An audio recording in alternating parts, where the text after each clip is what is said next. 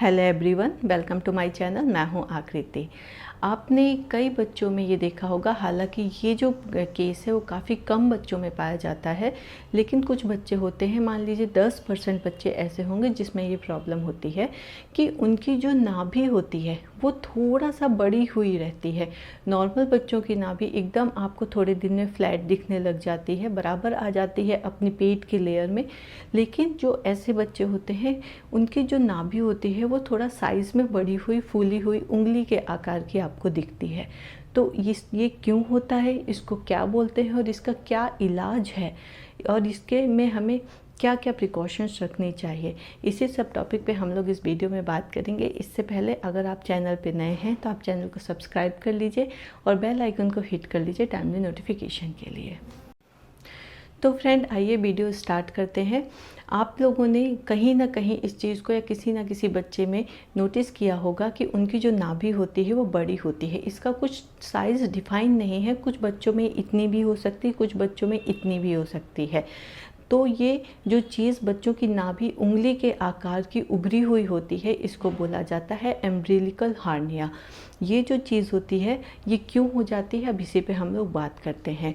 तो जब बच्चा माँ के पेट में रहता है तो वो एक कॉर्ड के थ्रू माँ के शरीर से जुड़ा हुआ रहता है, इसी कॉर्ड से उसे न्यूट्रिशंस मिलते हैं। अब जब बच्चा जन्म ले लेता है तो डॉक्टर इसी कॉर्ड को क्लिप लगा के कट कर देते हैं। तो नॉर्मल बच्चों में ये जो कॉर्ड है वो सूख कर कुछ दिन बाद अपने आप गिर जाती है और बच्चे की जो नाभि है नॉर्मल साइज़ में आ जाती है। लेकिन जिन बच्चों को एम्ब्रिलिकल हार्निया होता है वो इसलिए हो जाता है कि बच्चे के शरीर के जो अंग हैं वो ठीक से डेवलप नहीं हुए हैं। तो होता क्या है कि जब पेट के अंदर वो ऑर्गन्स डेवलप होते हैं तो बाहर की स्किन को पुश करते हैं, और जब दबाव ज़्यादा लग जाता है, क्योंकि बच्चे का शरीर का वो हिस्सा जहाँ पे कॉर्ड थी वो पहले से ही और हिस्से की अपेक्षा थोड़ा सा कमज़ोर है, तो दबाव की वजह से यहाँ से वो ऑर्गन यहाँ से वो ऑर्गन्स बाहर की तरफ थोड़ा सा निकल जाते हैं। तो इसी को बोलते हैं एम्ब्रिलिकल हार्निया।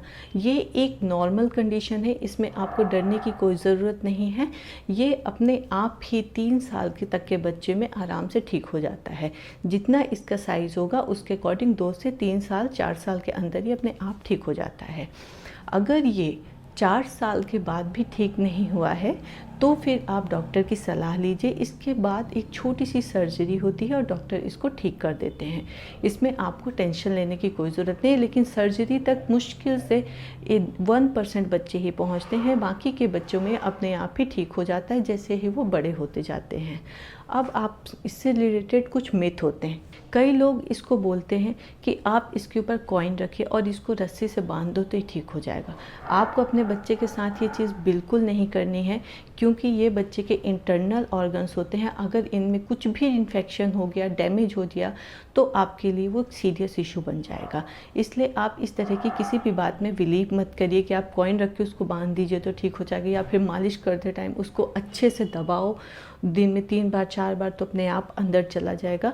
ऐसा कुछ नहीं होगा, वो कोई बीमारी नहीं है, वो सिर्फ वो ऑर्गन है जो बच्चे के शरीर के अंदर है और वो बाहर आ गया है क्योंकि उससे वो वीक प्लेस मिला है। इस वजह से वो अपने आप ही जैसा बच्चा बड़ा होता जाएगा ठीक हो जाएगा। अगर ठीक नहीं होता है तो आप इसमें डॉक्टर की सलाह लीजिए, ऐसे किसी भी मिथ पे आप विश्वास मत कीजिए। ये मोस्टली उन बच्चों में होता है जिनका बर्थ जो होता है वो टाइम से पहले हो गया होता है। जो प्री मेच्योर्स बेबी होते हैं या फिर जो थोड़ा सा वीक बेबीज़ होते हैं उनमें ये चीज़ ज़्यादा देखी गई है। एंड मैं उम्मीद करती हूँ कि अगर आप अपने आसपास कभी किसी ऐसे केस को देखेंगे तो आप उनको सही चीज़ सजेस्ट कर पाएंगे, उनको सही बता पाएंगे कि वो किसी भी तरह की ऐसे किसी मिथ में ना पड़े कि हाँ इसको मालिश करने से, इसमें कॉइन बांधने से ठीक हो जाएगा। या फिर कोई पेरेंट्स होंगे जो घबरा रहे होंगे कि इसको क्या हो गया है, तो आप उनको भी बता पाएंगे। अगर आपको ये वीडियो अच्छा लगा हो तो आप वीडियो को लाइक, शेयर और सब्सक्राइब ज़रूर करिएगा और बेल आइकन को हिट कर लीजिएगा टाइमली नोटिफिकेशन के लिए। मिलते हैं फिर से ऐसे ही एक यूज़फुल टॉपिक के साथ। Thank you so much for watching.